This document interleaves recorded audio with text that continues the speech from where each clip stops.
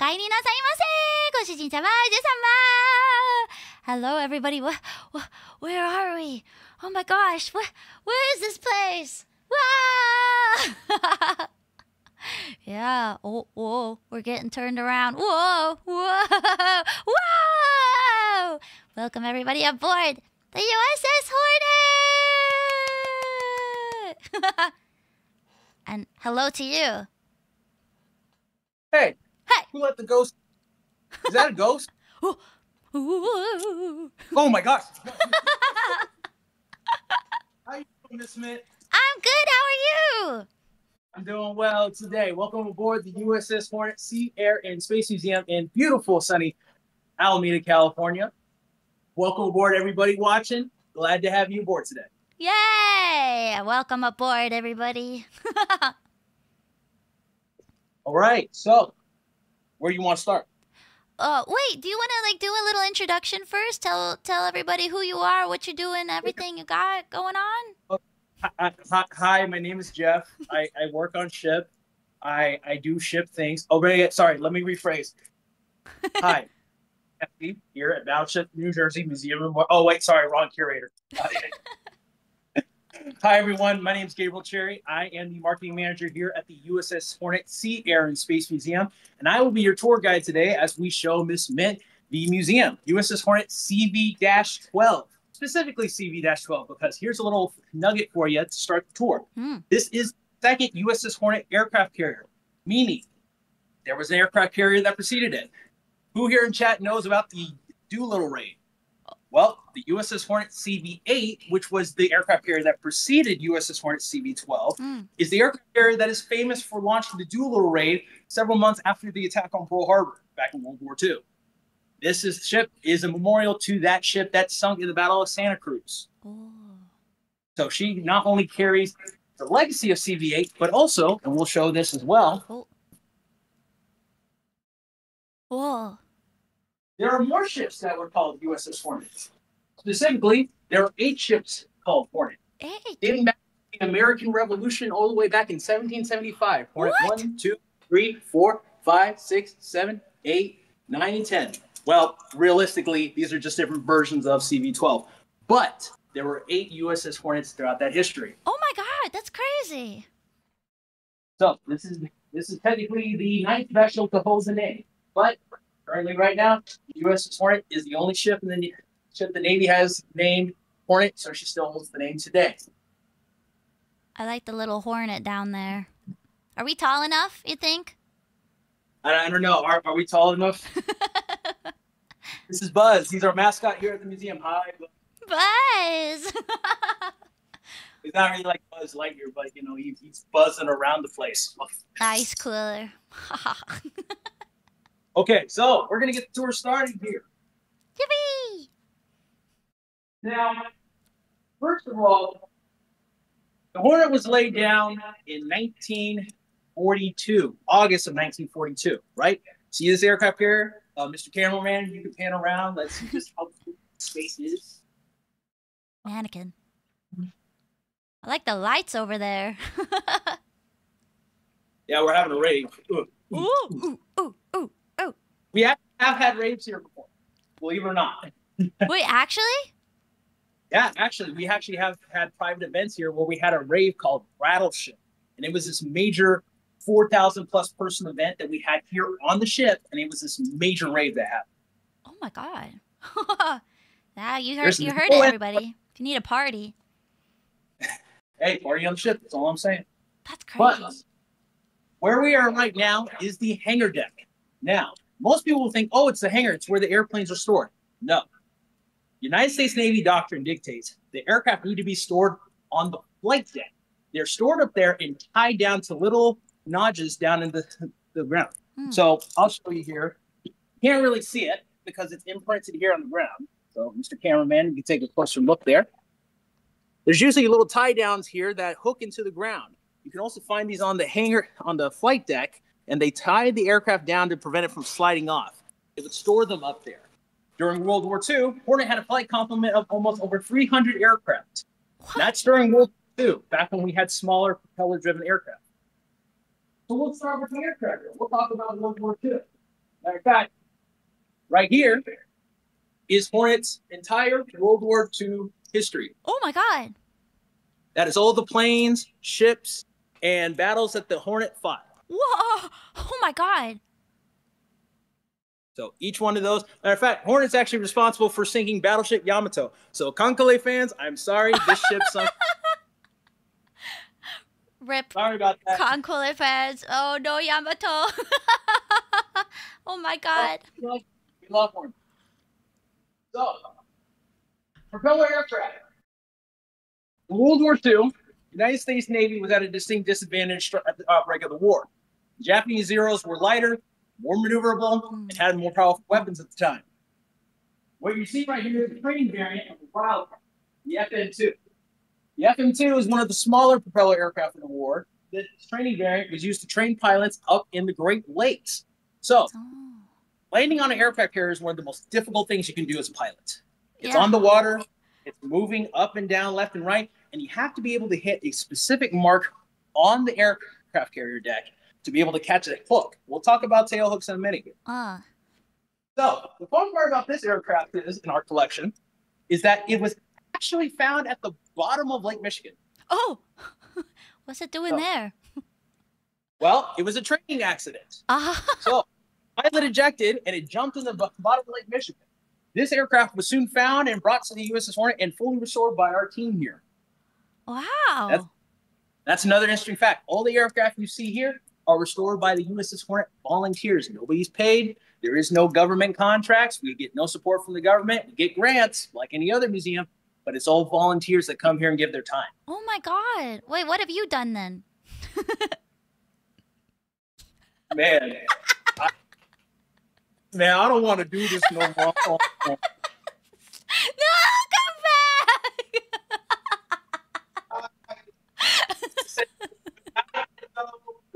No, come back!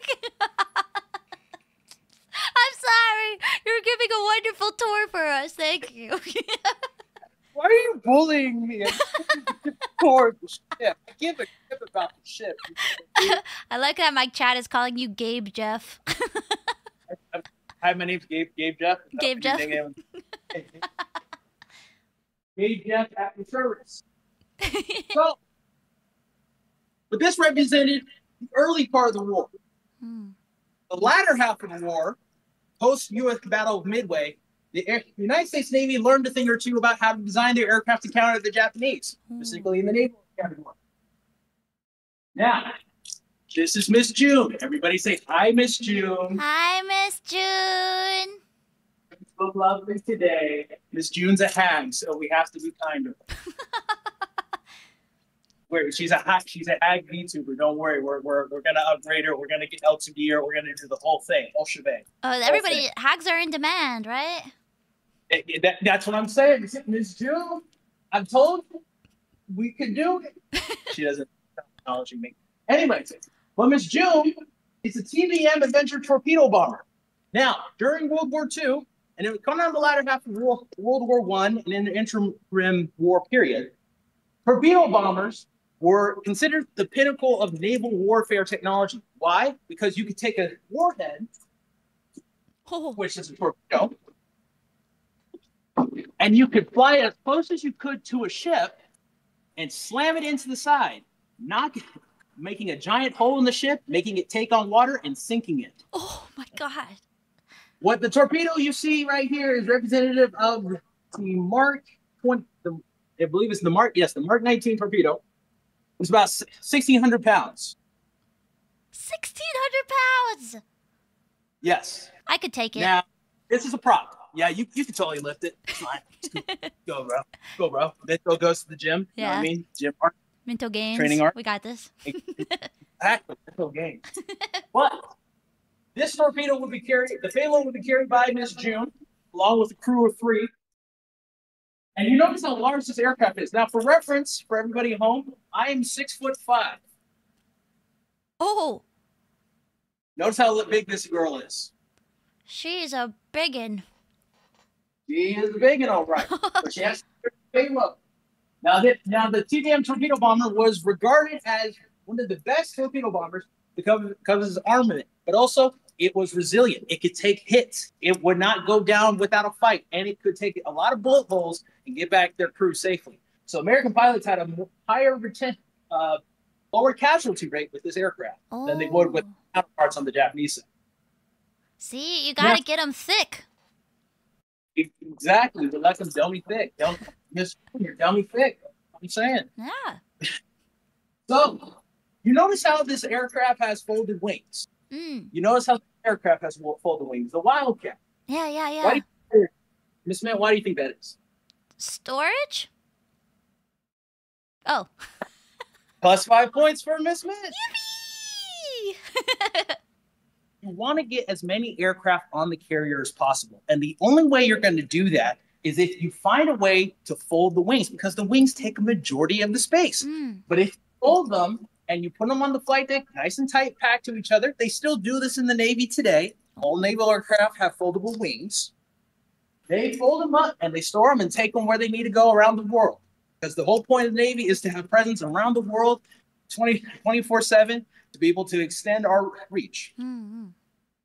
So every aircraft this is controlled by hydraulic systems that they would move these wings into position up and down. But here's the thing though, aircraft are never to be fueled, nor do they have their weapons put on them on the hangar deck. That is too dangerous. You're essentially creating a tinderbox, because if you have everybody running around, and let's say we're at war, it's World War II, someone drops a bomb in here, and there's fuel, and there's bombs, and there's ammunition. Everywhere. It's like the biggest explosion ever. It did happen in World War II during the Battle of Midway. A lot of the aircraft carriers of the Japanese, including most notably Akagi, actually had an implosion upon one bomb drop that penetrated the deck, exploded the entire interior of the hangar deck because of how much fuel, weapons, and men moving during the time. It caused a whole reaction that destroyed the carrier. Oh my god! They learned fast from that then.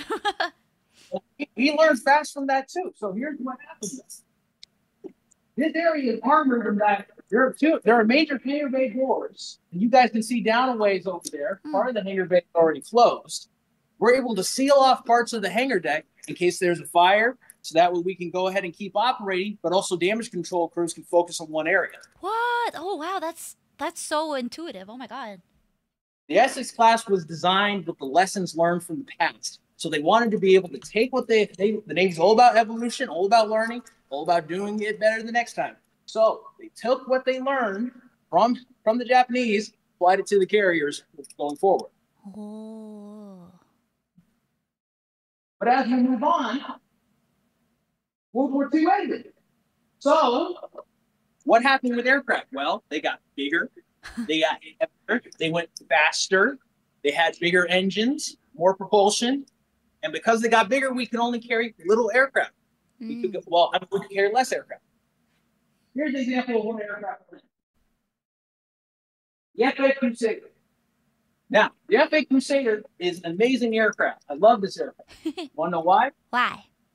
Because it don't need no missiles to be great. Ooh. We don't need Top Gun. We don't need a lock-on with missiles. The FA Crusader is known as the last gunfighter. Because, you know why? It only had guns. It had its machine guns. It did not have missiles. Ooh. It had unguided bombs, but it was a interceptor dogfighter. So people who pilot aircraft were trained for air-to-air combat. I'm not good at dogfighting. I got it. We'll teach you. Okay. Yippee! We'll get you right. We'll get you right. Okay. So you notice these ports right here? This is where the cannons will shoot out. Down in the interior right here, just so you can see what the jet intake looks like. Yeah. It's this danger, but I'm going to stick my head in there anyways. Echo. Ooh. Good morning, Minto. That engine would be inside of here, and it'd be sucking air through here to be able to create propulsion on the other side. Oh, I have a question. Yes. What if birds do how often do birds get in there and stuff? What if a bird gets in there? Well, if a bird gets in there, you better enjoy the ejector seat. It's like you're going to Disneyland for free. Oh, jeez. Well, not necessarily free. It costs the Navy a couple $2 billion, but still. Yes. So, And I'll show you this right here before we leave this part of the ship. What do you think? What do I think that is? What do you think it is, Miss Mint? A missile? It's all right. What type of missile?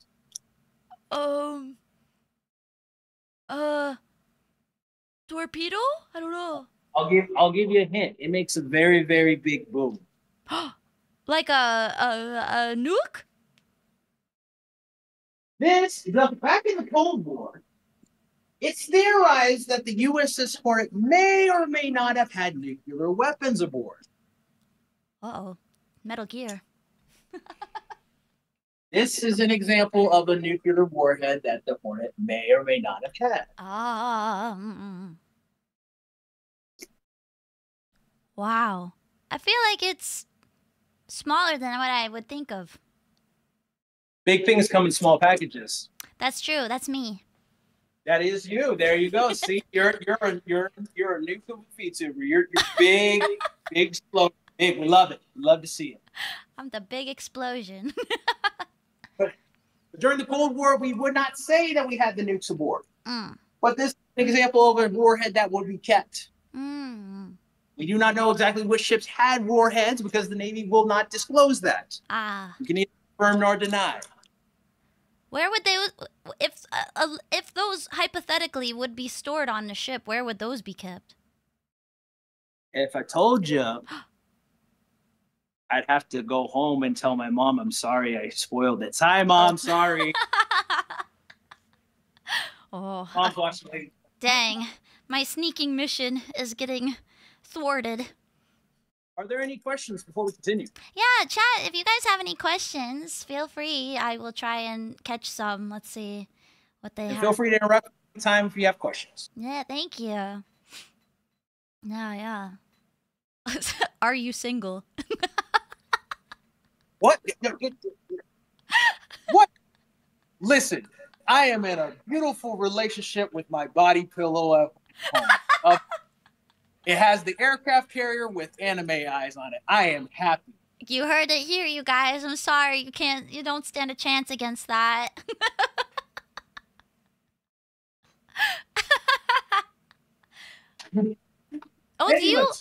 Actually, someone was asking about Azure Lane, if you want to explain what you've done with Azure Lane before. Well, so we have actually done multiple collaborations with Azure Lane.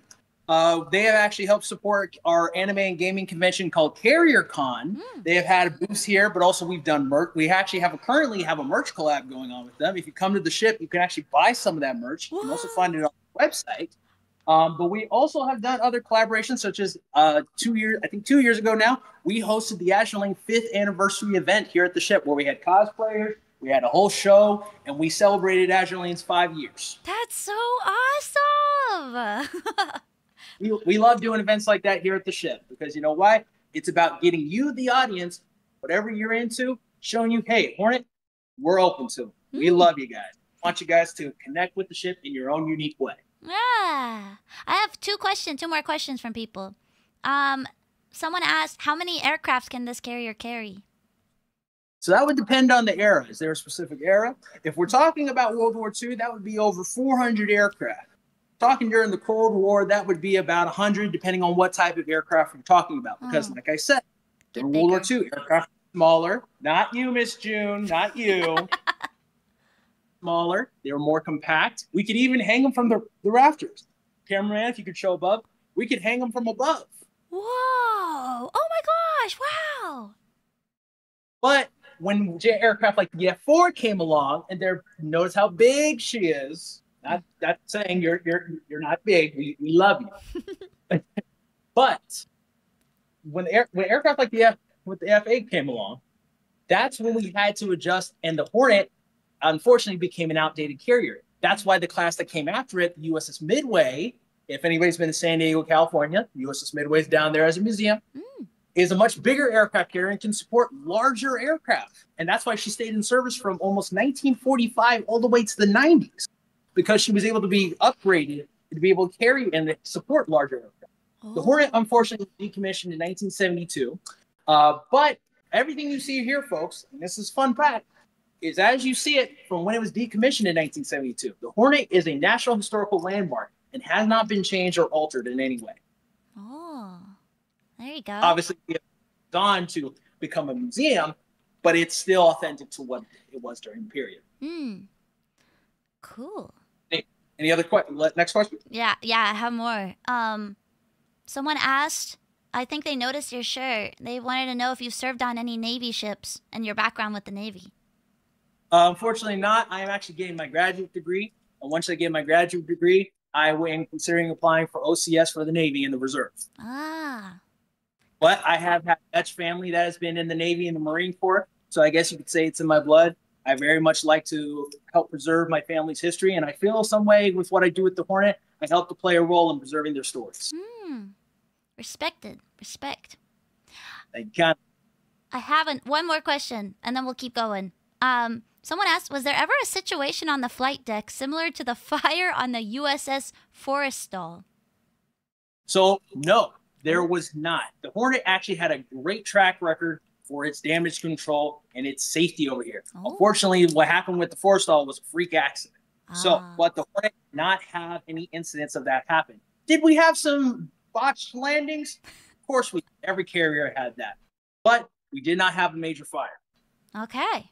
Well, that's but here's a during 1944-45, there was a major typhoon that happened during the war. Hornet noticeably had the front of its flight deck dented, and you can find, if you go Google it right now, Hornet flight deck dented, you will see an image of the USS Hornet's flight deck over the side of itself because the typhoon crashed on the bow of the ship and crashed on the flight deck. What? I'm looking it up. Dented. Matter of fact, but you'll probably wonder, hey, why is the flight deck bending? Well, let's take a guess, Miss Mint. What do you think the flight deck's made of? Made of? What's it made of? Metal. Wrong. Wrong? What's it made of? Wood. Wood? Made out of teak. What? During the war, the Navy wanted to produce ships fast. And the idea was they're not going to be in harm's way. They're not going to be like battleships and taking shells. So we don't need to armor our flight decks. So we weren't like the British that thought, oh, we're taking so many hits, we need to make our decks out of steel. The S-class carriers have teak decks. It was only the Midway class that got upgraded to have armored flight decks. Whoa. Wow. So most people don't know that. Yeah. I see the deck, it's bent like 90 degrees. It's crazy. There you see, that's what happened when the typhoon happened. Wow. This is one of my favorite aircraft right here. Your A4 Skyhawk. Now, this is a training variant of the A4 Skyhawk, but it'll get the point across too. You're probably wondering what this long pole is. Yeah. This is used for in-air refueling. So, if you start with in-air refueling, anybody at home, you'll usually large tanker aircraft, and this is normally what the Air Force does. There's a large tanker aircraft that circle around in different areas of warfare. If aircraft need to do refueling and they need to get back to their carriers, or they're on extended missions and they may be running low, they're able to take this nozzle and connect it to a giant cone that helps them move it into position, and they can refuel while they're in the air. Yeah. This variant had this because they were training pilots to be able to do that. So when they would go out to war, or they would go on sea, they would know how to do it properly. But the A4 Skyhawk, funny enough, it was actually used in Top Gun, not the movie, the program. Top Gun is a program for the Navy's best fighter pilots. If you've seen the movie, you understand, but there are some inaccuracies with that. I love Top Gun! We all love, hey. The need for speed. What's Tom Cruise do? It's like, Goose. Got me. Why is it such an accurate impression? He's like, I gotta tell you, I love flying. Yeah. But the A4 Skyhawk, this aircraft was fast light and nimble. Mm. Now, we actually have a docent here at the USS Hornet, Mr. Alan Cartwright, who flew over 400 combat missions in Vietnam in this aircraft. Not this one specifically, but the A4. Whoa. Mr. Cartwright is a great man. If we see him around, I'll definitely introduce you. Yeah. But the A4 Skyhawk was fast and nimble, and it could imitate MiGs. So during the 60s, 70s, and 80s, they used the A4 as the adversary aircraft. The adversary aircraft being when the pilots go out. So if you see Top Gun and they're in their F-14s and they go out, of course you're seeing the F-5s out there. But they would use this aircraft to be the aircraft that would dogfight against the pilots to test them. Because they were faster, they were more maneuverable. It was more of a challenge. They needed to make their pilots more resilient in the face of adversity. So they put them at a disadvantage. Ah, I know. I mean, that's how you get better, right? Iron sharpens iron. Mm-hmm. But here's the part about this aircraft. So it has a way of slowing itself down naturally. No hydraulics, machinery, air pressure. So when it takes off on the carrier, and we'll go over how that works too. When it takes off on the carrier, it's pulled by the catapult and shoom, launched. When it's in the air and as it builds airspeed, on the wing and the stabilizer, as it goes faster and faster, it starts moving. Whoa. Until it comes into lock position. Now, Mr. Cameraman, take a look here. Look how much of a blade it is here. Nice and nimble, cut through the sky. Right? Yeah. You have very little drag. It helps you have air pocket around the aircraft as it flows through the air and cuts through air. But this helps it create more speed. Mm-hmm. Slows down, you start seeing this fall down. And guess what this does? Creates more drag. Yeah. Oh, it's a safer aircraft and helps land it smoother. Oh. How heavy is that to push? Well, oh, okay. Onegai muscle. Onegai muscle.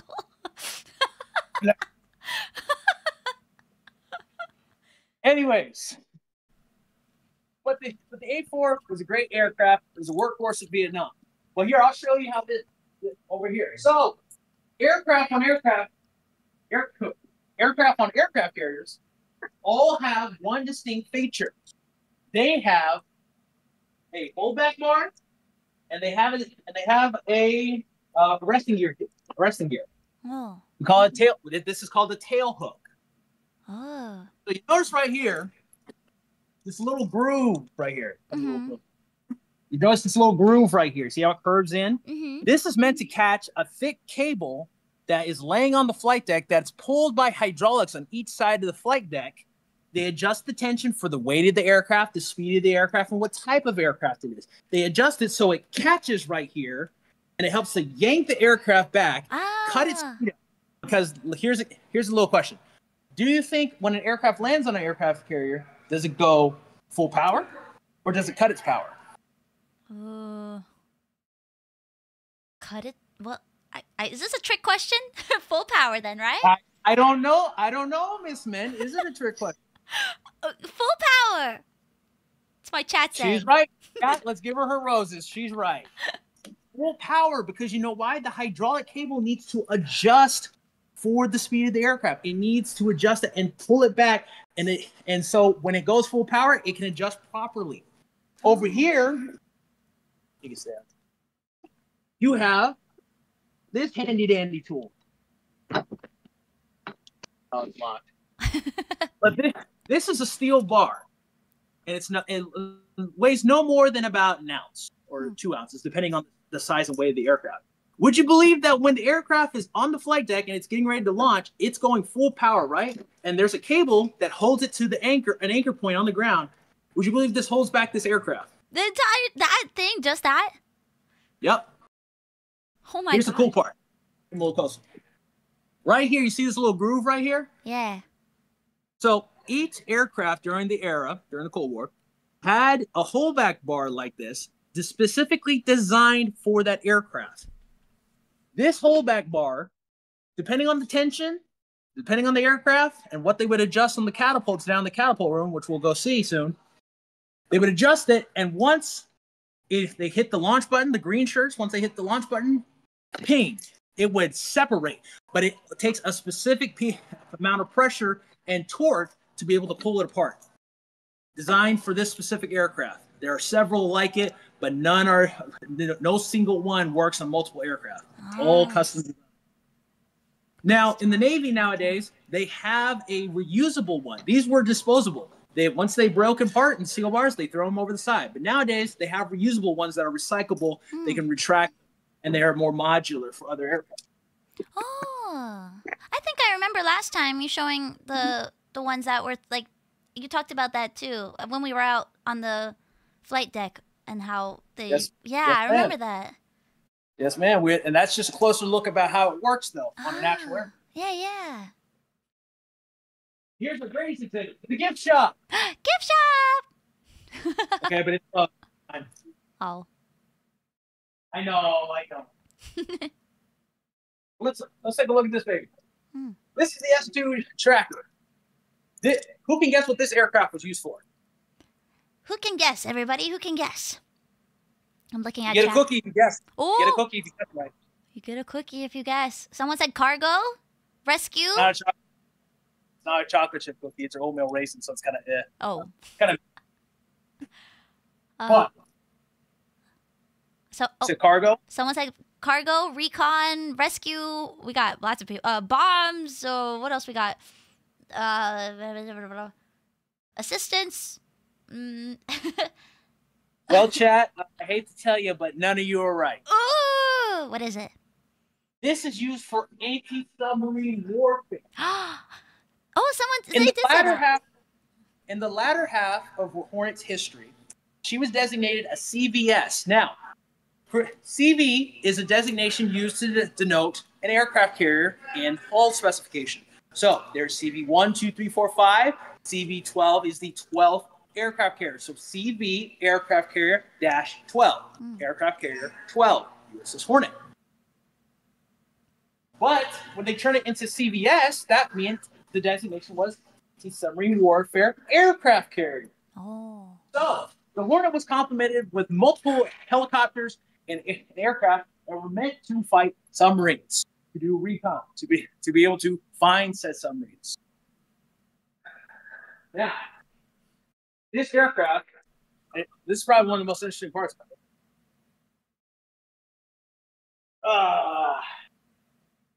This aircraft could actually hold a torpedo and launch it at other submarines. Yeah. But also it could hold depth charges too. You know what a depth charge is, chat? I don't know what a depth charge is. A depth charge is a little device that's a bomb. But here's the thing. They can, depending on when they find they use sonar, and they use sonar buoys, they can drop sonar buoys to be able to find submarines out in the ocean. Depending on the depth, the size, and where they need to drop the depth charge, they can adjust it to feel pressure underwater. Once it reaches a certain pressure, then it, boom, blows up. But here's the thing. It doesn't need to hit the actual submarine directly.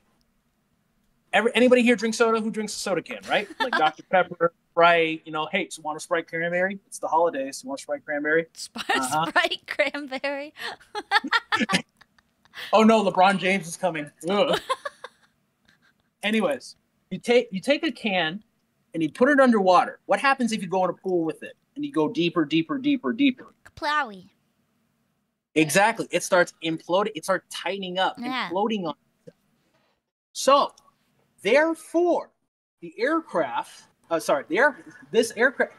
drops the depth charge. Submarine's underwater, drops the depth charge, reaches a certain depth, boom. It causes a little dink to the submarine. And you know what happens? Submarines are pressurized. Yeah. So here's what happens. Little dink. Teeny tiny little submarine. Hand holding. Exactly. Unwarranted hand holding. Unwarranted hand holding. I don't like that. Oof. But the S2 tracker was used for these. They had anti-submarine torpedoes. They had those depth charges. The Hornet was dedicated during Vietnam to finding Russian submarines. Did we find Russian submarines? I couldn't tell you. I don't know the answer to that. But we were prepared in case of anything. In case. Any questions? Any questions, chat? Any questions? Question. Do you want him on the flight deck? Any questions, all? Oh, I think we're good. Okay. You guys stop asking weird stuff. What are they asking? They're asking if you work out. Oh, your keychains too. I do a little cardio. I do a little. I do Zumba. Zumba. Wait, what about your keychains? Zumba with my mom. I think my mom's watching. Hey, Mom, are we doing Zumba class on Tuesday? Hey, if you can't do Zumba with your mama, you don't love your mama. You got to do Zumba. You got to do Zumba. You got to do Zumba. Exactly. You got to get right. FJ2 theory. So we talked about the advancement of aircraft, and we showed some of the more advanced aircraft. But this was actually one of the first aircraft to be post-propeller, jet-propelled aircraft to grace the Navy. FJ2 theory shares a similarity with a certain MiG, if you're familiar. But this was one of the first aircraft to be vastly deployed in the fleet. Now, on the back over here, it says Marines. Here's a fun fact. Here's a little fun fact. And if any of you are Navy veterans, you'll probably get a kick out of this. If the Navy doesn't want the aircraft, they give it to the Marine Corps. No. And it's an inside joke. Anyway, okay. Sorry, I was like copying and pasting a question, so I can ask it later. I can ask it now. It's okay. We're doing copy pastas and we're on a tour. It's questions for you. Hey, Mint, did you know that in terms of human anatomy? Oh, shut up. Okay, sorry. The fitness gram test is an aerobic exercise. Oh my god. Anyway, if there's any more questions on the aircraft on this deck, we're gonna head down below. Any questions? We'll head over there. Yeah, let's go. Oh, the little decontamination thing is behind the curtain, isn't it? Oh, yeah, it is. Unfortunately, yeah. Sorry, guys. See it, but we do have more exhibits down below. Is it okay? Yeah. Oh, before we continue, though, Miss Mint, would you like to say who this is? Who what is? Oh, the bell. Oh. What is the bell's name? Oh, you told me. It's Beffrey. It's like Jeffrey Jellyfish. It's Beffrey. Hi, Beffrey. Hi, Beffrey. I was like Befferson. I was close.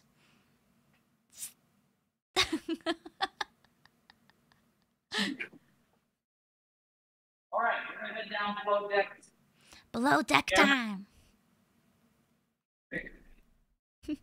Is Beffrey official? Is that its actual official name? No, I just made it up. Oh. Hey, you gotta have some fun. You could have lied. You could have lied just now and said, "Yeah, that's it. That's what we all." And then when I visit, hey, listen. I'm not gonna do that. You know why? Why? Because it's all to get aboard the USS Hornet. All right. Actually, well, before we go below deck, I'm gonna show you one of the haunted areas. Haunted! You guys! My people. Like Scoob, you better be ready for some ghost man. Oh, I get some zoinks! Oh, Raggy. Oh, spooky. Oh no, the lights will flicker on and off. Ooh. Oh god. Oh no, it's the haunted fire extinguisher. Ooh. I bet 5 ghosts have touched that fire extinguisher. I mean, I'm not gonna touch it because then it's like indirect hand holding. I don't really want to handle the ghost. Not that. I get it. Too spooky. You're too scared. You're too scared. I get it. You're chicken, baby. Oh, like, dude, I'm totally scared, bro.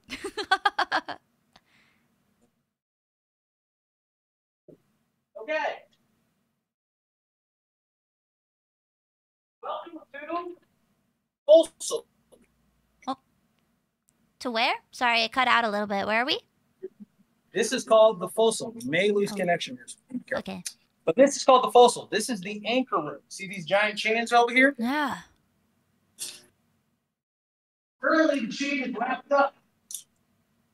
But this is the anchor room where it's released when we're in port. Not picking that up. Way too heavy. I could do it. But this, of course you could. You know what, Mint? You know what? Here, Mint. Give me your strength. Yeah. All fun of the Mints and the Ghosts and the VTuber fans. Give me your power. Spirit bomb.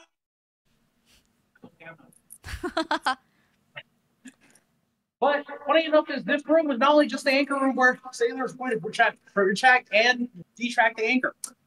It is actually where the Marine Corps work out. So you're looking at the Marine Corps' gym. Oh. They lifted these instead? Marines, they're tough as nails, so I wouldn't doubt. Any questions about this room before we go? No, I think we're good. Or is there anybody in chat? If there are, I'll just ask them. Funny enough, right, this is the forecastle room. Oh, someone said, where are all the crayons? We keep them below deck because we don't want them to find them and eat them. This right here is the junior officer's berthing. If you were a commissioned officer and you have a 4-year degree, you go into OCS or went to the Naval Academy, you get some of the best digs on campus here. Oh. You got drawers, you got all these amenities, you got more privacy, you have private head and all that jazz. But this is one of the most premium berthing areas on the ship.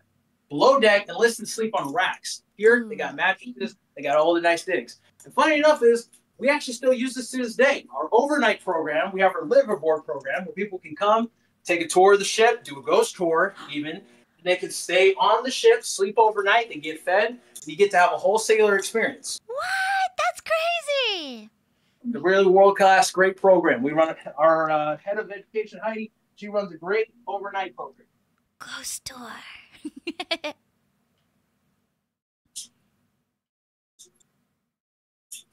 I do have a ghost story, though. Yeah? Right, so, bear with me here, okay? Okay.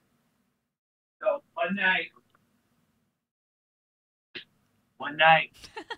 I was here at the ship, and I heard a clawing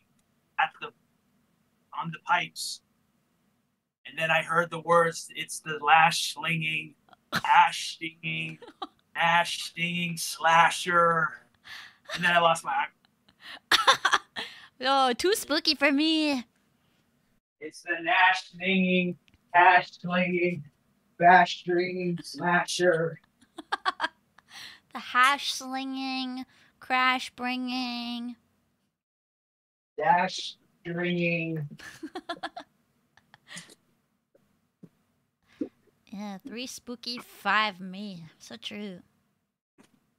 You're scaring my chat. Let's calm down. And then the worst part was when we had a ghost tour and we said, "Hey, let's have a pizza party," and a certain bear showed up. Har har har har har. Wow, you're getting all the heavy hitters. Hey, it's not my fault that for some reason Freddy Fazbear showed up on the show. Horror. I bet you get good reverb when you do that. Horror. You mean Freddy's like or.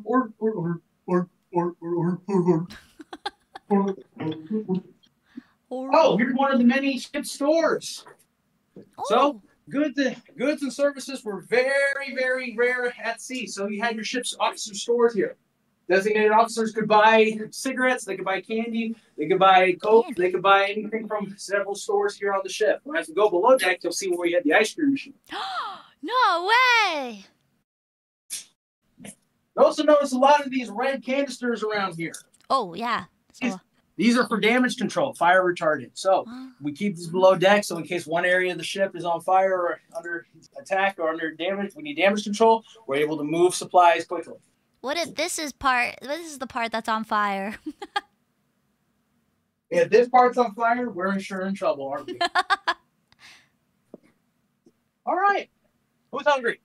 I'm hungry, me. Welcome to the officer's wardrobe. Now, this area has been beautifully restored by our volunteers here. But if we were at sea or if we were in port, this would be a 5-star restaurant that the officers get to go to, including the captain. You see white tablecloths. You see fine china like we have over here. Oh. So you'll notice many of the fine china that was used. Oh. Matter of fact, to this day on the ship, we host our own officers' tea ceremony. So one of the things you can do aboard the Hornet is experience a Navy officer's tea ceremony. What? Yep, Fancy. hosted by our CEO. Oh wow! So this room was where hopes and dreams went to die. On the account that ice cream in the Navy during World War II was a rare occurrence. Now, in that port, all the officers bring their spouses, the captain comes aboard, and his wife comes aboard. Officers in the Navy were trained that when a woman comes aboard, walks through this door here, all are to stand up at attention. Oh. And especially the captain's wife, when she comes, she presents herself, and all the officers are at attention. She sits, and when she sits down, everybody sits down. Mm. Respect for the captain's wife. So, well, here's what happened. The captain's wife got to decide one crucial thing, and this is where the hopes and dreams thing comes in play. Uh-huh. So the Hornet had ice cream, right? So aboard the ship, they would decide that the captain's wife would decide the menu for the night, and the waiter on her would say, "Would you care for dessert? Would you care for ice cream tonight?" If she said yes, everybody got to have ice cream. Yay! If she said no, No! nobody's having ice cream that night. What? That's so messed up! It's tradition, Miss Mint. Tradition. We respect tradition here. What if she's like, I'm lactose intolerant? Oh no. And guess what? Then the whole ship's lactose intolerant. And we ain't having no cows here. Oh my god. I'm sorry, that's the worst tradition. Yeah, not a lot of people in the Navy were keen on it. Here's a great picture from our collection. This is Hornet during the 40s during World War II. Notice how the front of the deck is open. You have anti-aircraft guns. You have sailors when they come into port. They're usually lining the deck. You see it in the Navy all the time. They man the deck. They line across the edge of it as they come into port. But you notice how this is open right here, right? Mm-hmm. Fast forward about 30 years. Closed up. Storm bow. Stop water from coming into there. This is where the forecastle and the anchor is. So that whole area we were where the anchor was open originally. But then it was closed up when Hornet got our 1950s retrofit. Oh.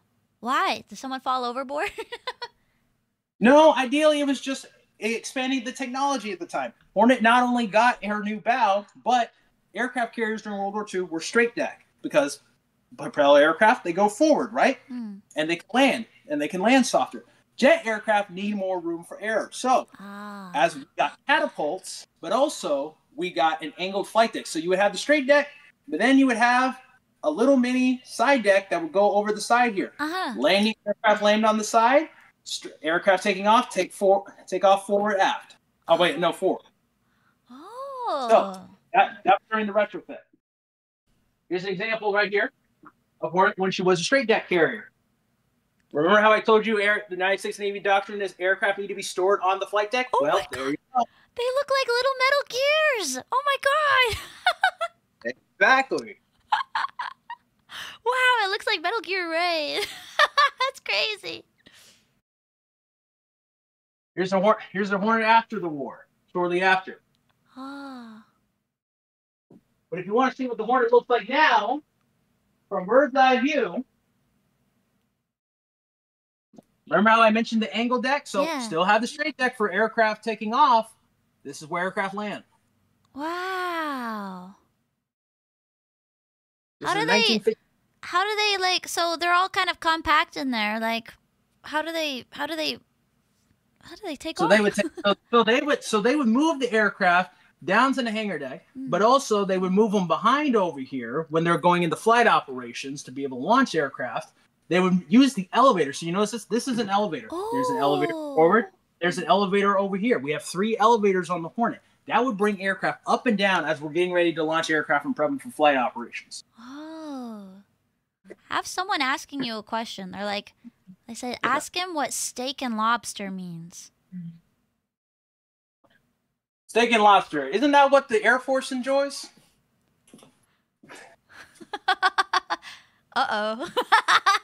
Uh-oh. Do we got some Air Force people here? Man, you got to get all the great stuff, huh?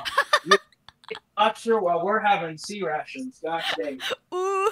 Oh, well, hey. I'm not trying to cause, a turf war here. Step off, bro.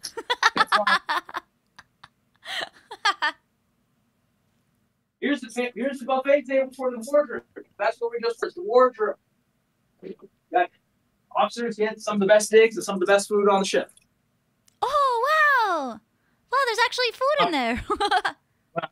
Fake food. No, it's real. Okay. Man, you're making me hungry. Let's get lunch. I like how everything is mint colored. Exactly. We prepared for your arrival. I could tell. Thank you. I feel like royalty. So, I haven't showed anybody this area yet. Didn't show Miss Lisa. We didn't get to that, but guess what? You get to be here. Yippee! So, come this way, Mr. Cameraman. Hold on. Oh. You want to know why we said halt? Notice that eel anchor and globe right there. Right here is it's on right now. This is the Marine Guard post. Nobody is to cross this line. There will be a Marine guarding here 24/7. Nobody is to enter this area unless otherwise authorized. Mr. Cameraman, show right there the general orders. Oh. General orders to take charge of this post and all government property in view. To walk my post in a military manner, keeping always on the alert and observing everything that takes place within sight or hearing. To report all violations of orders I am instructed to enforce. To repeat all calls from posts more distant from guardhouse than my own. To quit my post only when properly relieved. To receive, obey, and pass on any sentry who relieves me. All orders from the commanding officer, officer of the day, officers, non-commissioned officers of the guard only. To talk to no one except in the line of duty. To give the alarm in case of fire or disorder. To call the corporal of the guard in any case not covered by instructions. To salute all officers, colors, standards, not case. To be especially watchful at night and during the time for challenging, to challenge all persons who are or near my post and to allow one person to pass without proper authority. Yes, sir. I'm not a Marine, but they would know how to do that properly. Over here, you have some of the M1 brands the Marine Corps would use, or obviously locked up. But this Marine station, nobody would pass by. We would have a Marine on guard here in the cage at all times. You want to know why? Because this is where we store the big boys. Oh. Look here. What's dark? All right. Welcome to the magazine. Oh no, dang. So obviously you play Metal Gear and that stuff, no weapons, you got the magazine. Load up the magazine with your weapons and ammunition. Over in these armor areas here.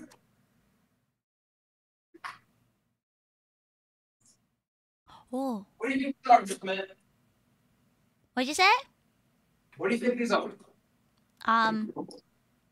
I think those are bombs.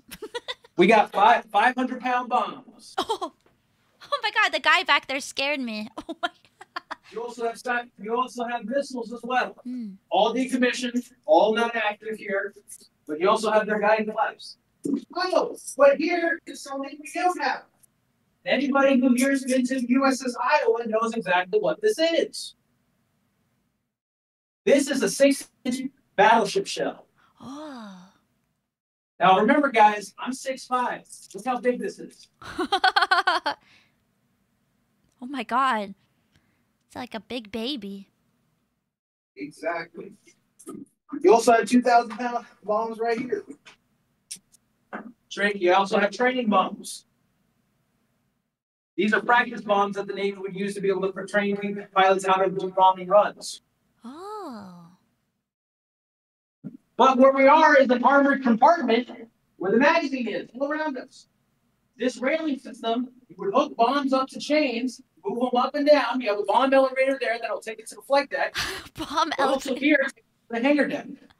All of the weapons are stored down here. We take them to the flight deck because nothing is armed on the hangar deck. Yeah. Load and fuel on the flight deck. If you load it up here, there's a giant wall right here. Armor, of course. Move it out of the way. Move it up. Load them up.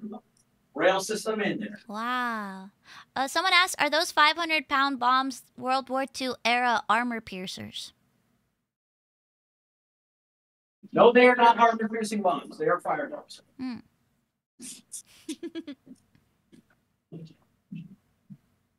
Over here. Here's a closer look at the practice bombs right here. See some of the sand that's in here. These are heavy. They are meant to simulate actual weapons to give pilots a better idea of what the ordnance they're working with. Oh. Just So sand. see right here, you see some of the sand that they were packing in there? Nice and tight. Ah. Eat Helps that. emulate. We love sand. We eat sand. Well, I don't know. I don't really like sand. It's rough. It's coarse. It's everywhere. Okay, Anakin. I don't like sand.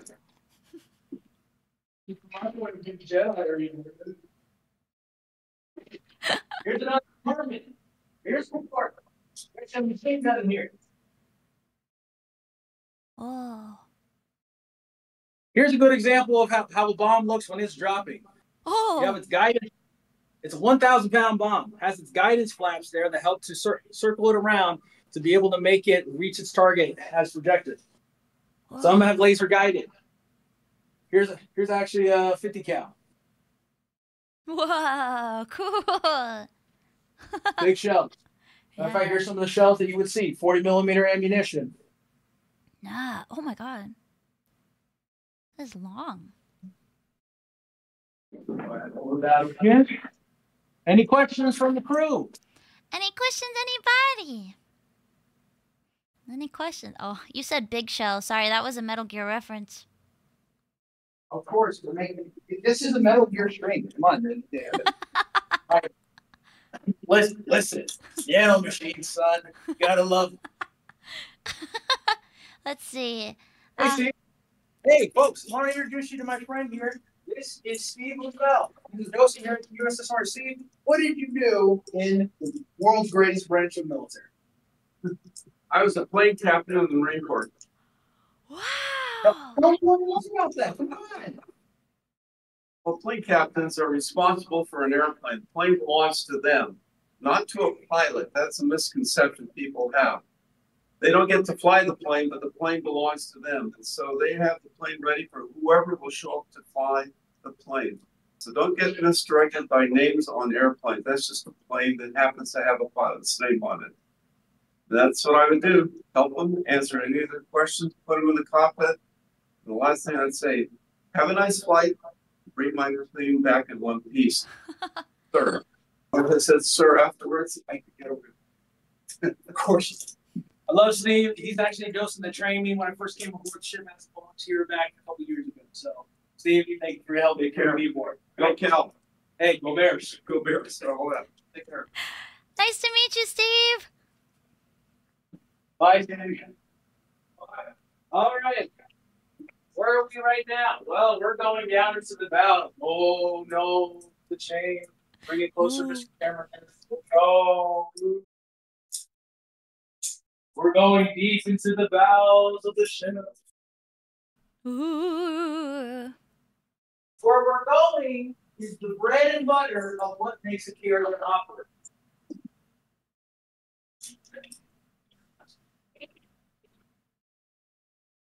There. Ooh. Little knobs. Welcome to the catapult room.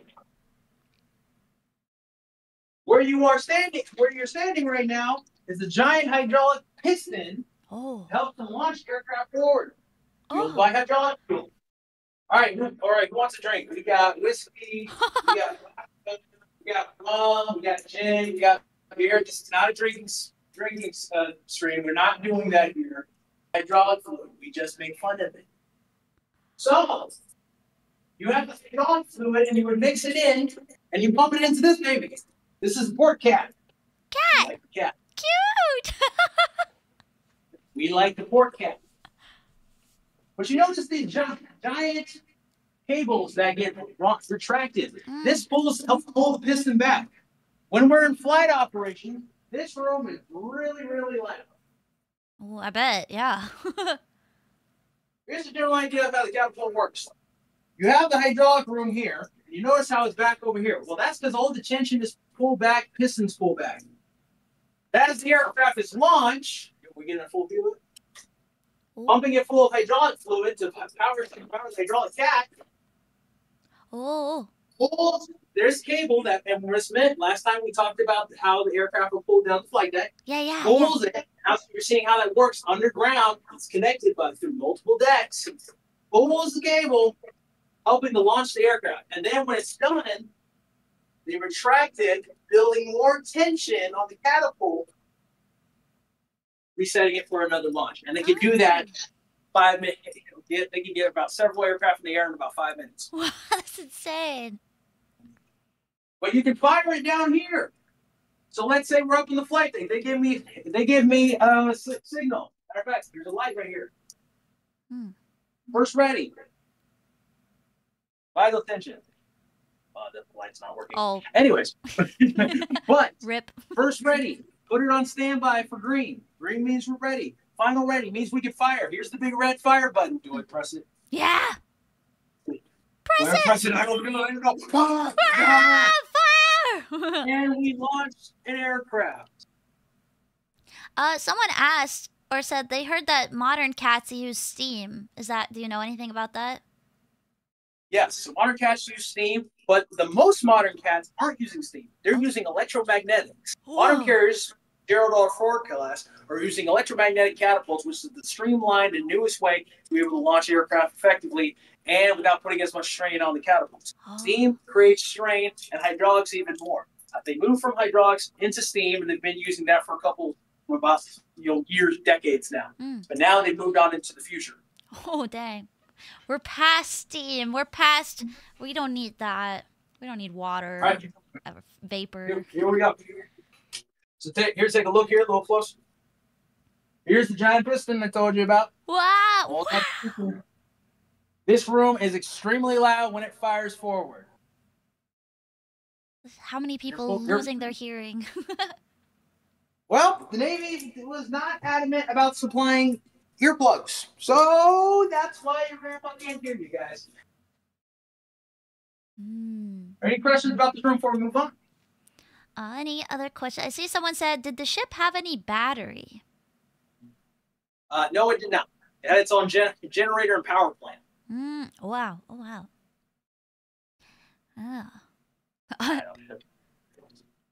Any other questions, comments, concerns? Someone asked, did you ever try any MREs? When I first came aboard and I was volunteering, docents gave me an MRE. Said, "Oh, it just tastes like chicken." Oh. Well, it ain't taste like chicken. That tasted like. Anyways. I think that's all we need to know. That's all you need to know. All right, now lights are going off. Oh, be careful. Watch your step. This meant I've hit my head a great many times, and because I've done so, I have forgotten. So I think I've learned my lesson. How from my trust me.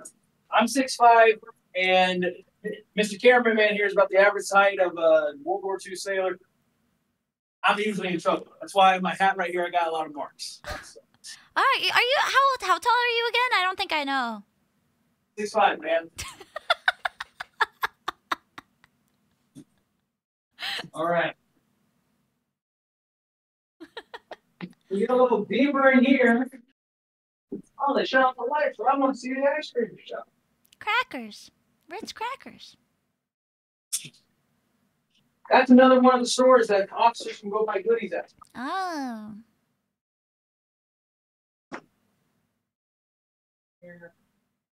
Oh my God! Watch your head.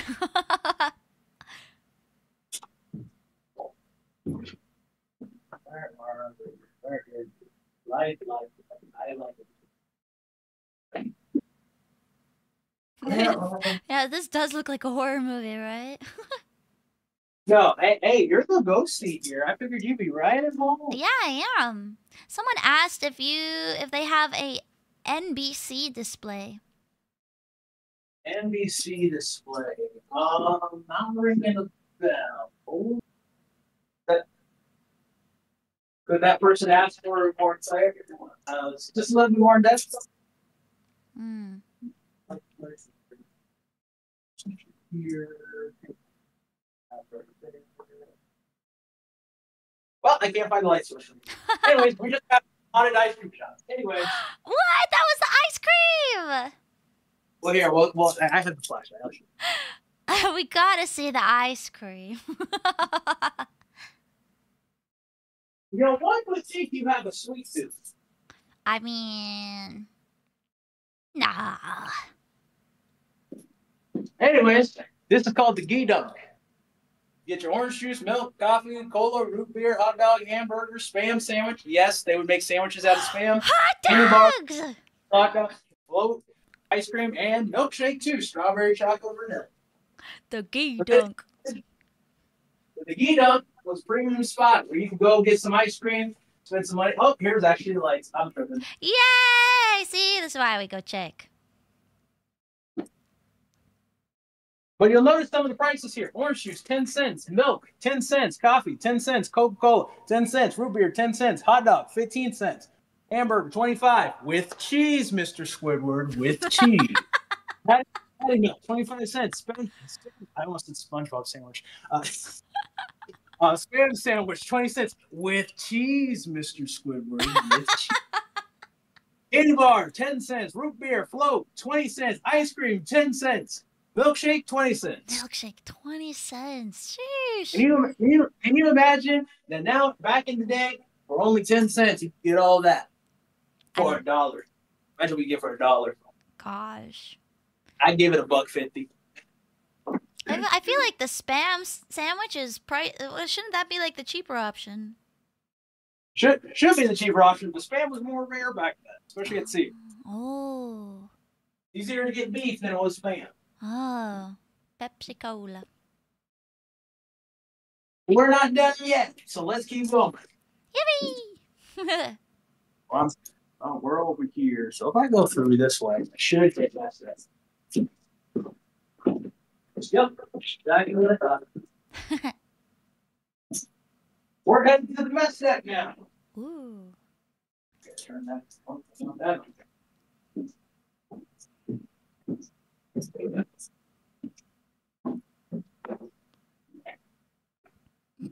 And they said, let there be light. Yes. Feels like we're trespassing. I know we're not, but it's because you're like having to turn on the lights. All the lights are off.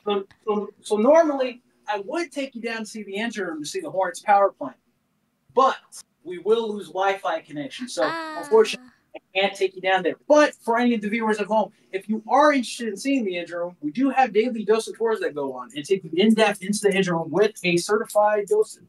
Oh. Dang. Okay, well, you guys just go and, like, video it for me or something. Oh. All right, welcome to the mess day. Usually when it's chow call. Long line right here. Every sailor's up. Time for my to eat. Over in here is actually the food shop. So right next to where you eat is where it's basically, this is at Sea Home Depot right here. Oh. It looks like it. They would repair. We actually still use it today to repair the equipment we have here on the ship. Oh, wow. So it's like fully operatable still? Yes, ma'am. Wow. Thanks for our volunteers. Thanks, volunteers. Right, got your lunch tray. Oh. Grab it right here. The lockers have it nice and ready for the next round. Wow. But Over here, you got your line, got your chapel. This is the enlisted mess deck. This isn't where the officers go. Enlisted line up here. So they with the premium stuff. What kind of stuff would you get here? Get eggs, toast, maybe bacon if you're lucky. Oh, lucky. Lucky day. Here, go take. Just turn on the galley light. Go take a look in here. Look how big that kitchen is. Oh, wow. When you have to cook for over 4,000 sailors, yeah, you have to be ready. Oh, my God. Oh, yeah, that, what? Oh, my God, the big, like, tins on the side. That's crazy.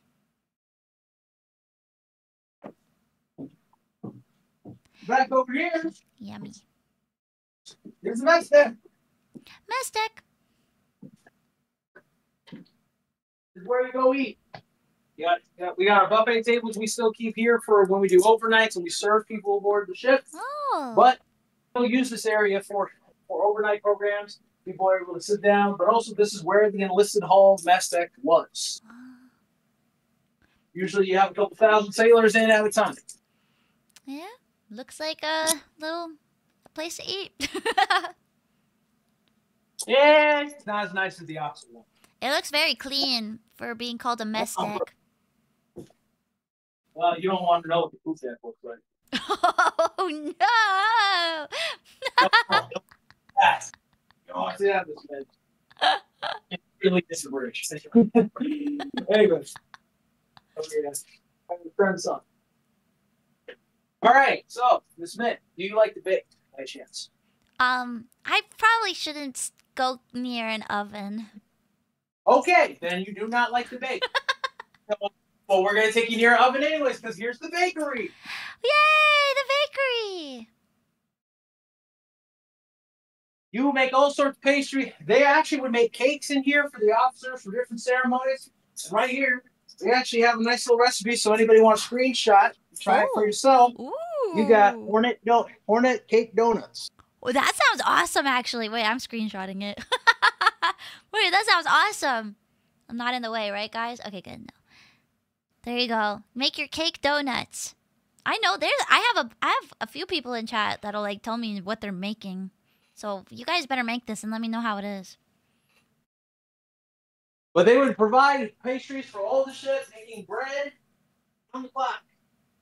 Got your massive ovens right here, making dough, stored aboard, all done on ship. Making bread, eh? The bakery. Hey, we got to get our bread. You know, we got to get the bread. Oh yeah. You know what I'm saying. You got to get the bread. You know. I'm trying, hustling, trying to get the bread. The bread. Make that bread. Gotta make exactly the cake. All right, did that shut off? No, that did not shut off. Oh. There we go. There you go. Okay, let's go back. Are there any questions I can answer? Any questions? Anybody? Anything? Oh, someone ask if he believes. Do ships have soul? Do you believe if ships have souls? I believe every ship has a soul, and I'm gonna get sappy here for a second because you know why? Because these ships represent the history of many young men and women who served, so that way we could be able to do what we do today. And I believe that though they have passed on, their history and their souls and their stories still live on through the Hornet. And that's the beautiful part about what we do here is that we help to preserve their story and tell you guys who don't know anything about that. So, do I believe ships have souls? 100% I do. There you go. I respect it. I mean, I am a soul. What's the SpongeBob meme? I have no soul. I don't think I know that one. No, it's the episode where it's when Squidward tries the Krabby Patty, and SpongeBob's like, "Oh, it's good for your soul," and he's like, "Oh, please, I have no soul." Oh, yeah, that's right. Someone asked in the bakery how many crew would end up getting a birthday cake. Not many. Really, when they made cakes, it was either the captain's birthday or it'd be if the admiral was aboard, they'd make the cake to celebrate special occasions. Or the admiral. I feel like they should have at least done one a month, you know, for everybody who has in that month. Oh, 4,000? Yeah. Man, that sure is a treat. If I were captain, everybody would get cake. Hey, you, look at me, look at me, look at me. I am the captain. Oh no, I'm mutiny. I'm overthrowing the ship. I am the captain now. Listen to me. No.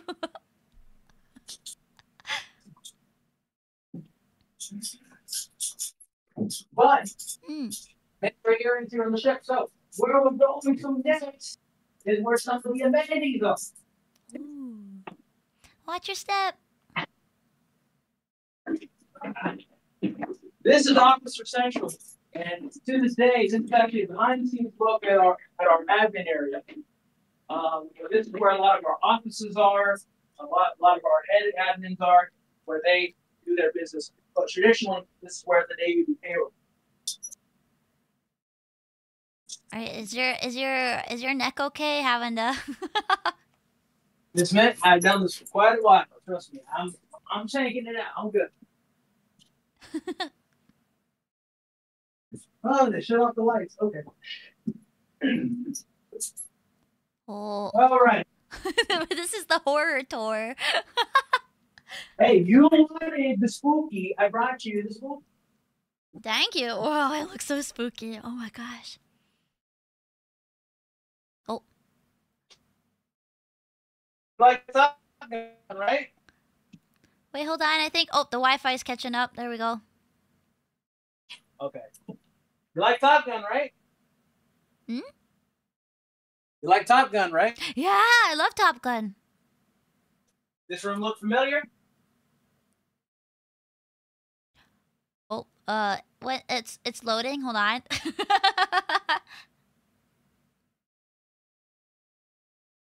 Oh God. Here's some Wi-Fi. Oh, Wow, we're losing Wi-Fi. I think the Wi-Fi is a little. It's denying me. It looks like the briefing room. It is the briefing room. This is Ready Room 4. This is where pilots would be ready and get mission briefings before they would head out to their flight operations. Wow!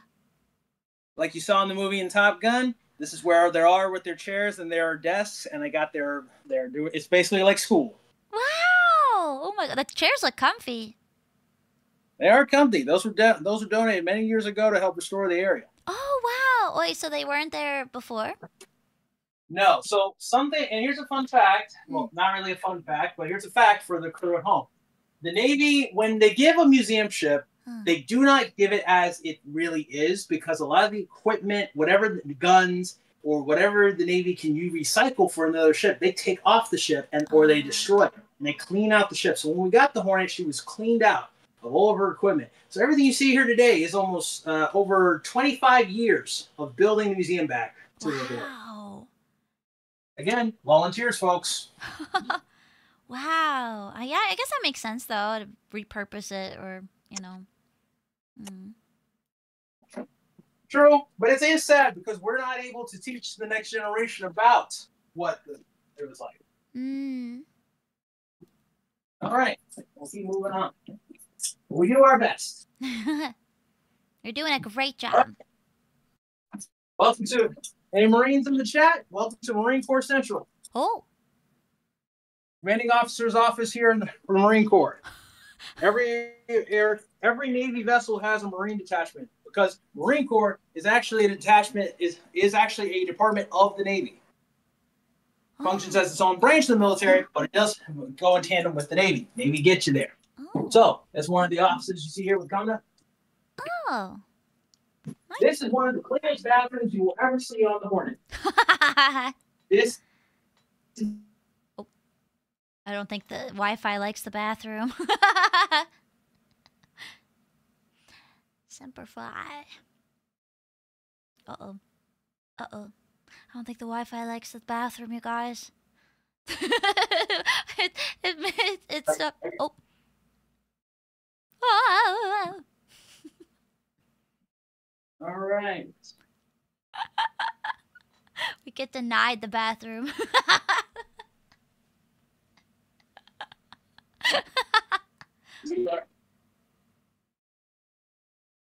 Oh.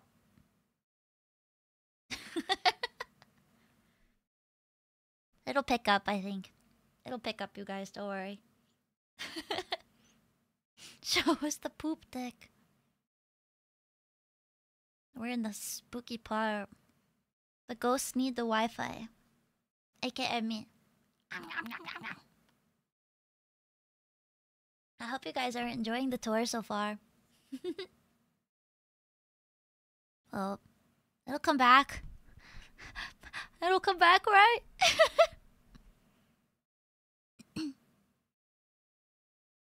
Tell the ghost to stop downloading.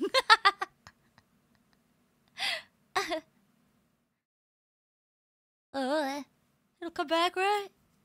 Eventually. No. Hold on, let me see. Oh! Oh no! We lost him! Oh no! We lost him! Oh no! Maybe I should, Oh! Oh no! Oh. Miss Mint, can you hear us? Yeah, we're back! Okay, we're back. Okay, scuff hit. Okay. Sorry. That's what happens when Steel meets Wi-Fi. Yes. Oh. Okay, well, that gets off. So, here, let's go up that. Okay.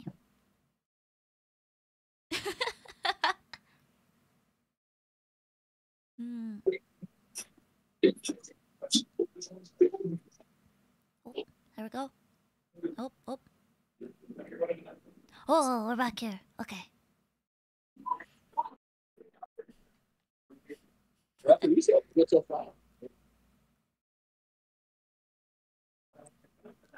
All right, Miss Mint. Well, that area of the tour is cut off, unfortunately, because of the Wi-Fi. I'm sorry. But it's a good chunk of the ship, so I guess for the remainder, we'll just do Q&A. Answer any questions you may have or anybody in your chat may have. Okay. You guys, any questions? Questions? Are we allowed to go outside or no? Is it offer because of the event? We actually can go up to the flight deck. I want to make sure we have Wi-Fi first. Oh, yeah, I know it's a little iffy out there. Well, we can give it a shot. Yeah, we can give it a shot. Someone asked, what's your favorite part of the job? Favorite part of the job is helping people who don't know about the Hornet discover the Hornet. Because when I first started, when I became a volunteer, before I even became a volunteer, I didn't know the Hornet was still around. Didn't know a piece of World War II history was still here. And I would say what I get the most fulfillment out of is just connecting people with this place and helping them to know that it's more than just a military museum. It's a sea, air, and space museum. It's a pillar of the community, and especially what we do for the community of the Bay Area, especially the educational programs we have for the youth. It's really great to see how the Hornet, we are able to use our collections to be able to inspire the next generation of innovators as well as STEM majors. Mm. Yeah, it's really cool. That's probably my favorite job, is teaching guys like you. Oh, they asked earlier about your keychains on your... Why does everyone notice the keychains? Okay, Mr. Cameraman, you don't have to.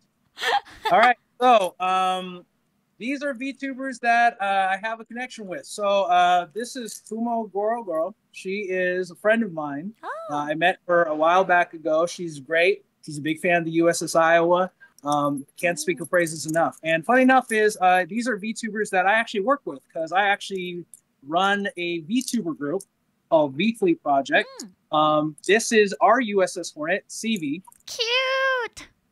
This is our F-18 Super Hornet, because we have jet girls, not just ship girls. This is Faye 18. And she actually was in the concert with you, Miss May, if you remember. Concert. And this is her little sister, Ami, 35. She's an F-35 Lightning II. She's one of the modern fighters.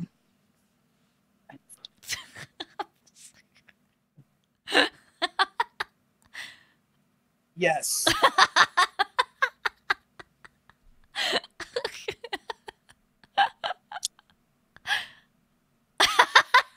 We broke him, you guys.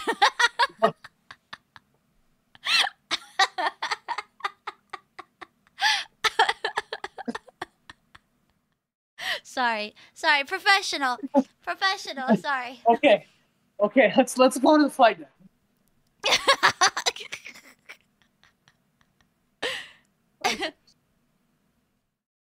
Miss Mint, you are in trouble.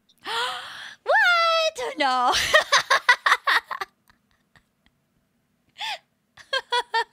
Whoopsie.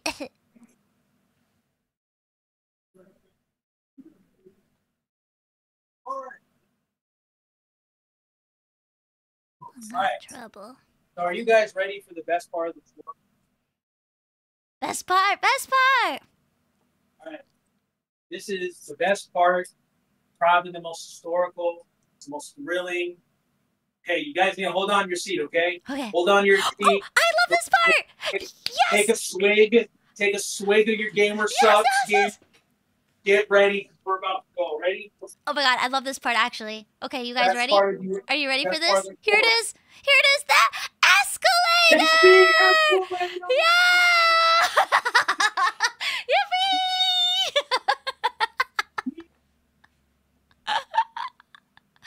Yeah! Whoa, it looks so crazy like this. It's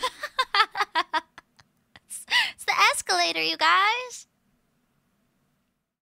It's the escalator that doesn't work, Miss Mint. What a thrill.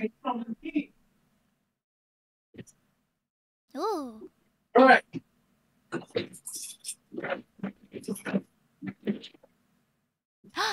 Oh, it's night. Welcome to the flight deck. I didn't realize it'd be so dark. Oh, wow. But we have one of the best views of San Francisco. Check out the horizon. That's San Francisco right over there. Oh my god. Wow, I didn't realize it'd be so dark.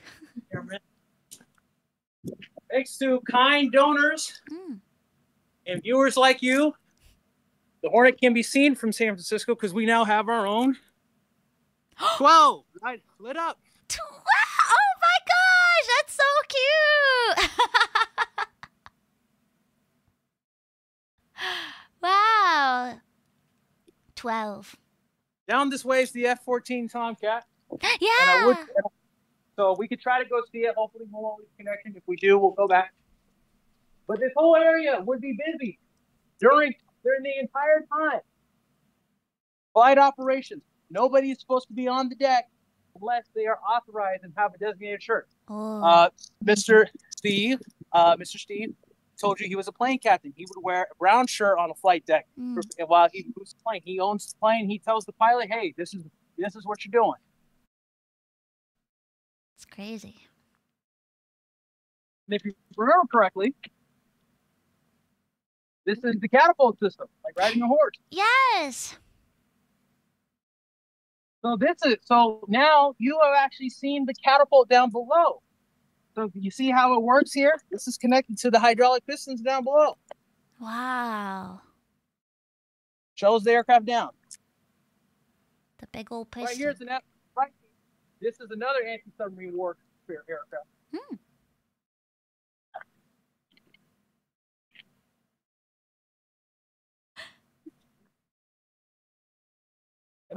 Any questions? Someone said ask about the Apollo 11 and Apollo 12. Was actually the aircraft carrier that picked up the astronauts, especially Apollo 11, with Neil Armstrong, Buzz Aldrin, and Mike Collins, picked them up back in '69 after they had done their Uh-oh. We're losing Wi-Fi. Oh no! Abort! Return to... Oh god. Return to the hangar. Oh no! Sorry guys for the technical difficulties. Last time they took us on the deck and we were able to see quite a bit. But I think the Wi-Fi is not so kind today. Oh gosh! Oh. Hey, can you hear us? Yes. Yeah. Hello. Oh.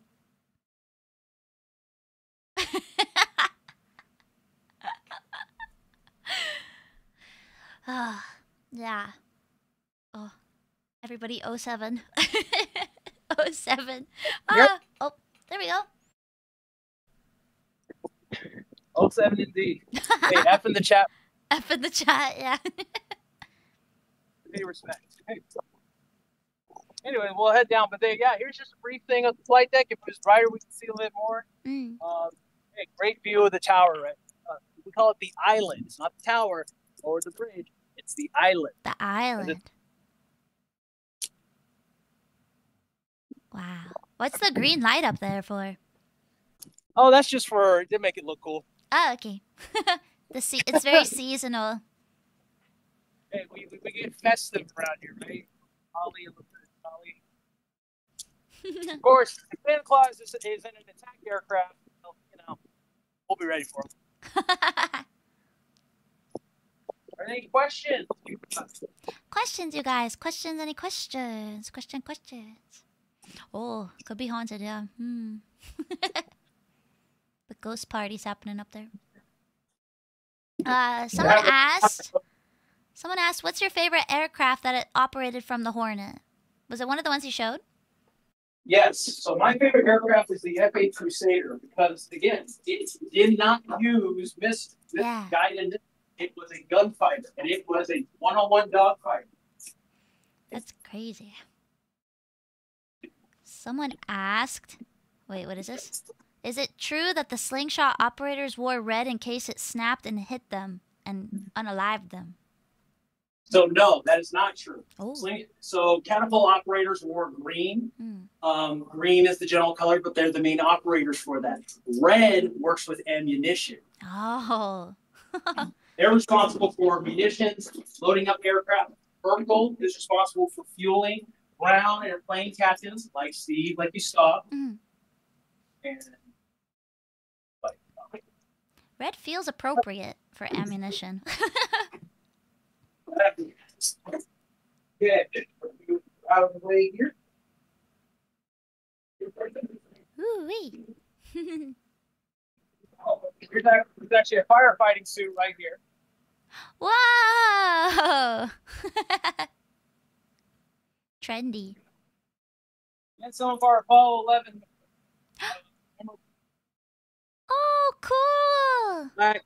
Apollo 11 flag right here. Hornet's emblem. Oh, oh my gosh, the cute little hornet! This is an officer's cutlass dress sword. Now, there's actually an interesting video on our YouTube channel with our exhibits manager who actually goes into depth about the history of the cutlass in the Navy, but also in other navies around the world. So you can actually find that on the USS Hornet's YouTube channel. Oh, cool! There, you heard that here, guys. Study the blade. We weigh the sword like Raiden, but that doesn't beat nanomachine. Right, not that you know. Hey, I used to play college ball. A tool of justice. Listen, Senator Armstrong. Listen, democracy, son. That's what it's all about.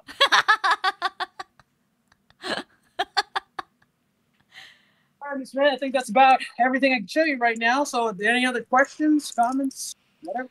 If you have any last questions, you guys, any last questions? Someone asked, did this carrier operate the F7U Cutlass? The F7U? Cutlass. No, it did not. No. We had A4s and A7s.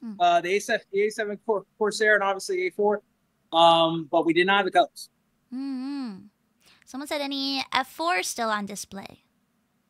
So actually, yes, we have an F4 Phantom that's in the back of the ship, and unfortunately, I can't do it this time. I'm sorry. But it's actually in restoration right now. So pretty soon, come by the ship, you'll be able to see her fully restored and fresh and painted. Oh wow! Actually, remember that pilot for the A4 Skyhawk I told you about? Oh. Oh.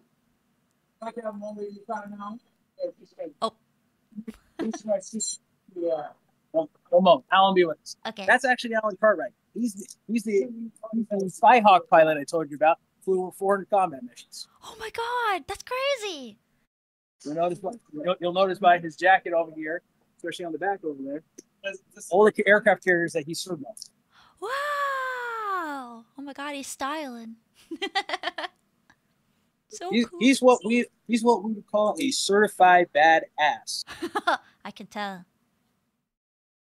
But Nice. hey, yeah. So, any other questions to answer while we're waiting on Alan? There was a lot of questions. Hold on, I'm scrolling up. Oh, someone asked. Oh, someone asked if the Hornet will be moving anytime soon, or if it's gonna be always here. So, we hope that one day we can move. We do not know right now, but it's through support through viewers like you and generous donors that hopefully someday we can move. There you go. Oh, someone said, did you guys film any movies, shows, documentaries at the museum that they should check out? There are actually multiple documentaries that have been shot aboard the ship. One of our movies called 11, which goes over torpedo group VS-11, goes over the history of a torpedo squadron that was here on the ship during World War II. You can find that online. It's called 11 the movie. 11 but there are multiple documentaries. One of the warships actually did a really great in-depth job of going over the Hornet's armament, going over its statistics, talking a little bit about its history. You can go check that out on World of Warships website. It's called Naval Legends. Naval Legends. World of Warships. No way. Well, it looks like Alan's busy. Okay, Anyway. no worries. All right, folks. But yes, you can find a lot of good stuff on different. You can also look at our YouTube page. We actually have some great miniaturized tours and little nuggets. Oh. We also have our plane facts video that goes over some of the aircraft in more depth with an actual pilot. Ooh. Someone asked, do you like Ace Combat? Have you ever played Ace Combat? I have played Ace Combat. I've played it many times. I love Ace Combat. Actually, funny enough, the devs of Ace Combat actually came to the Hornet to do some 3D imagery to be able. I don't know what's going to happen in the future, but they did come by a while back. Shut up. Wait, actually? I don't know what's happening. I just know they were from Ace Combat. Wait, shut up. Wait, no, wait, like recently? Yep.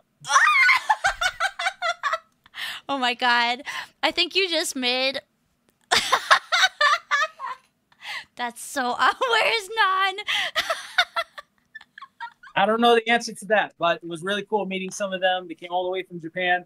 And, you know, they were really amazed by just seeing this place because they never seen aircraft carrier this night. Wow! That's so awesome! Oh my god. Okay, I think we need to end on that because I don't think we can that information at all. Oh my god. Well, we don't know. We don't know. No. We don't know. Right. We know. Right. We don't know. It's an unknown unknown. So if you know the no, you know the no. Double no. Know what I mean? Know what I mean? Yeah. Oh my gosh, thank you so much for this. This is so much fun. I think everybody loved it so much too. I've seen a couple people being like, this is like one of my favorite streams you've done, Mint. So like, this has been just incredible. Thank you. Everyone's still calling you Jeff. I see a couple Gabe Jeffs, don't worry. Yeah, Gabe Jeff. So well, very much for doing this tour. We were happy to have you for off-season live and just taking the time to take out share with your community the ship. I do encourage you, if you're ever here, always welcome aboard the ship. But also any of your viewers, if you're ever here, please come support the ship. The Hornet is a magical place.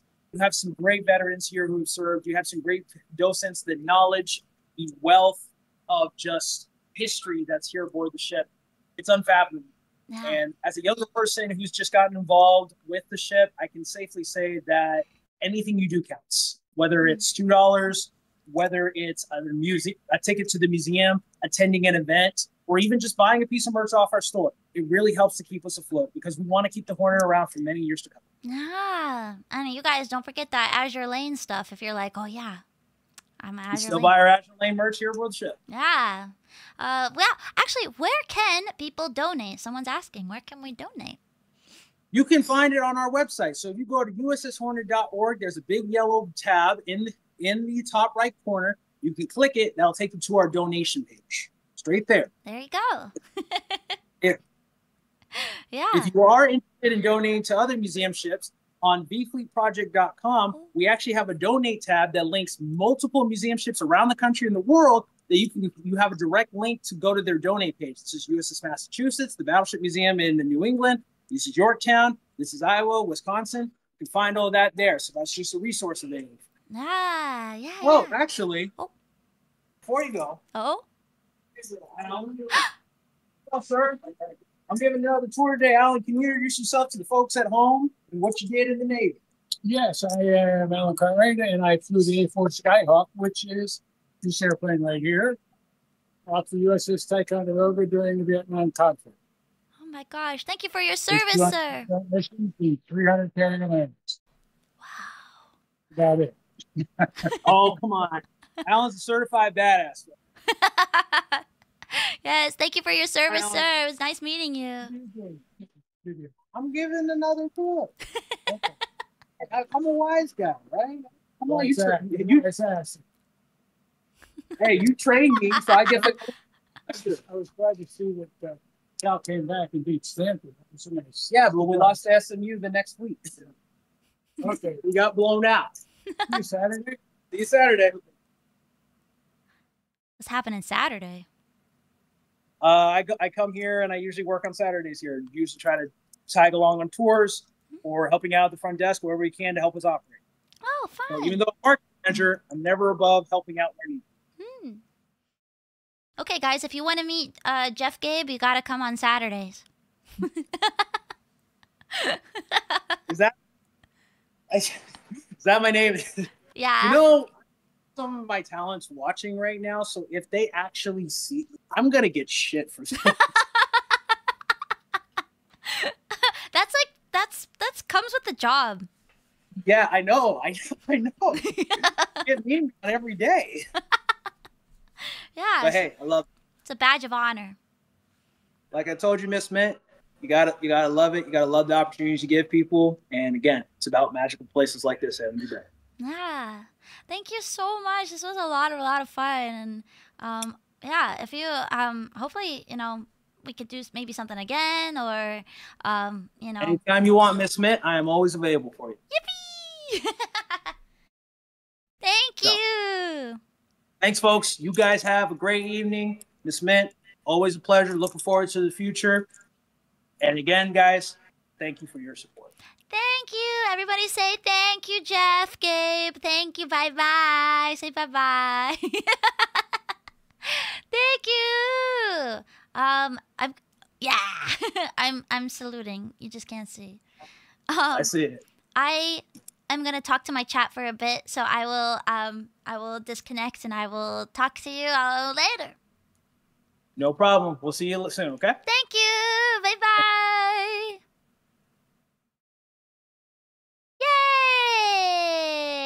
Yay!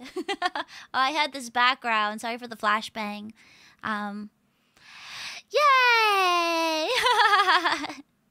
Yeah, I hope you guys liked the tour. Maria, he's so sorry. That was so cool. Yeah, he is very passionate. You can tell about everything. Great stream, Miss Mint. I'm not used to that. I'm the maid, I'm not used to being called Miss Mint. I call the ご主人様、お嬢様, Mr. and Mrs. Let me put on some music real quick. Perfect. Yeah, I hope you guys liked it. It's, I'm glad that we had the opportunity. Is his name really Jeff? No, it's Gabe. I think he was doing a bit. He was doing a bit and Jeff just... it kind of stuck.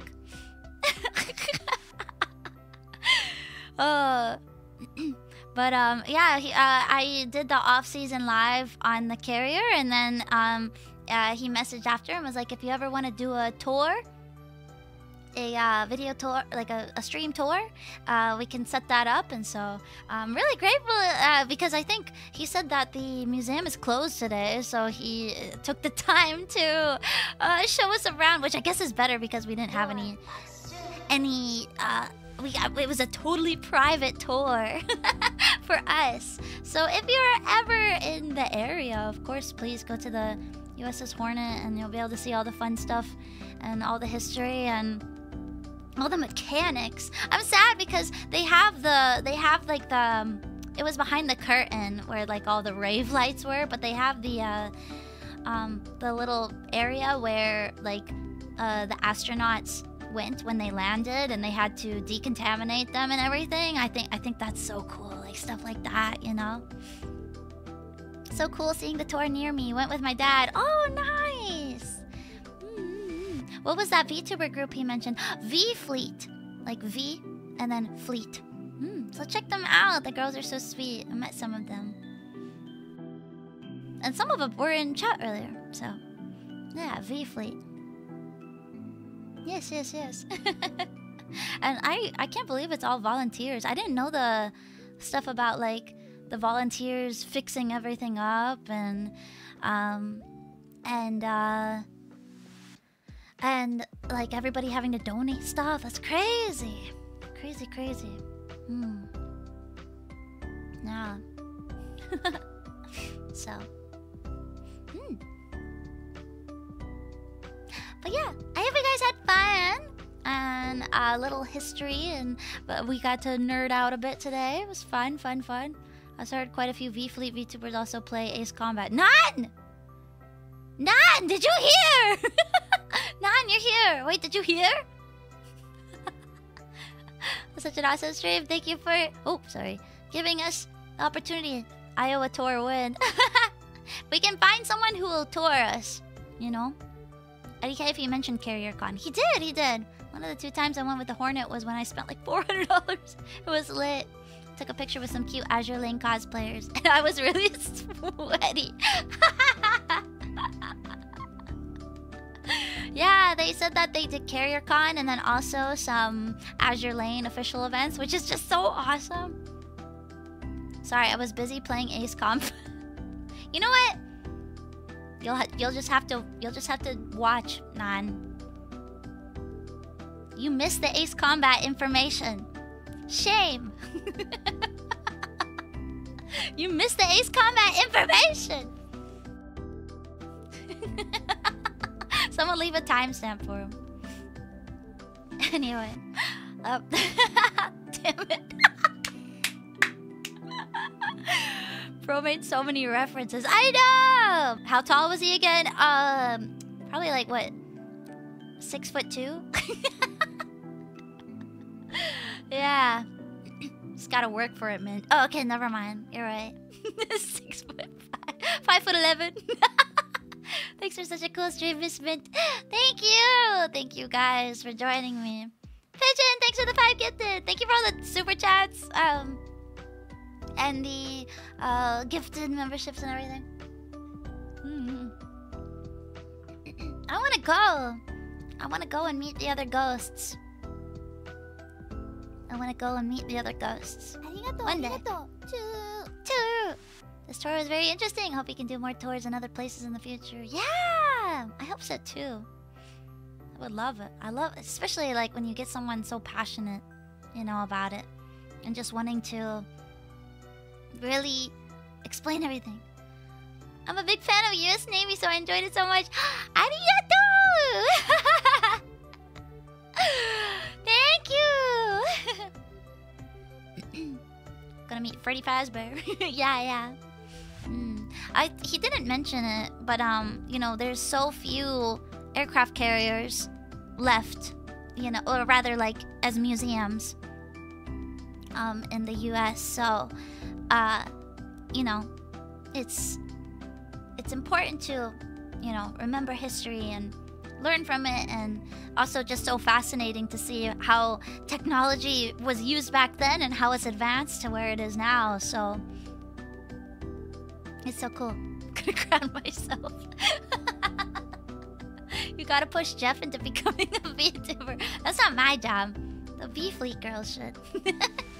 He would be great on stream though, right? Such a character.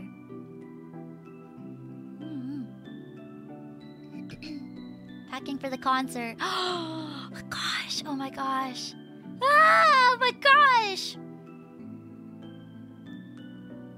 Concert soon. Would you like to see a U-boat? A U-boat tour. A U-boat.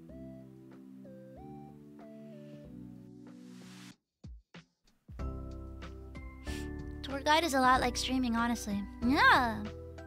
Oh, German sub. Oh. I would love to see so many tours. Arigato, arigato. Choo.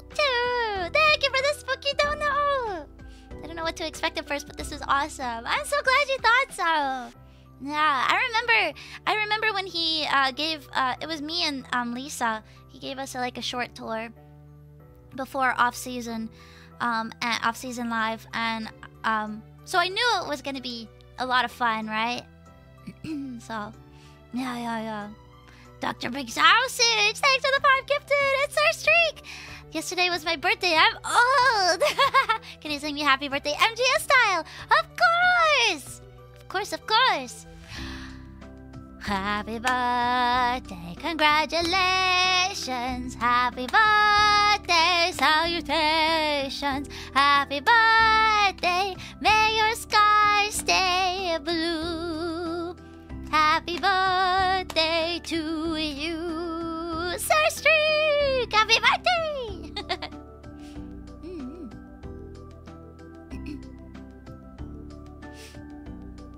Nice.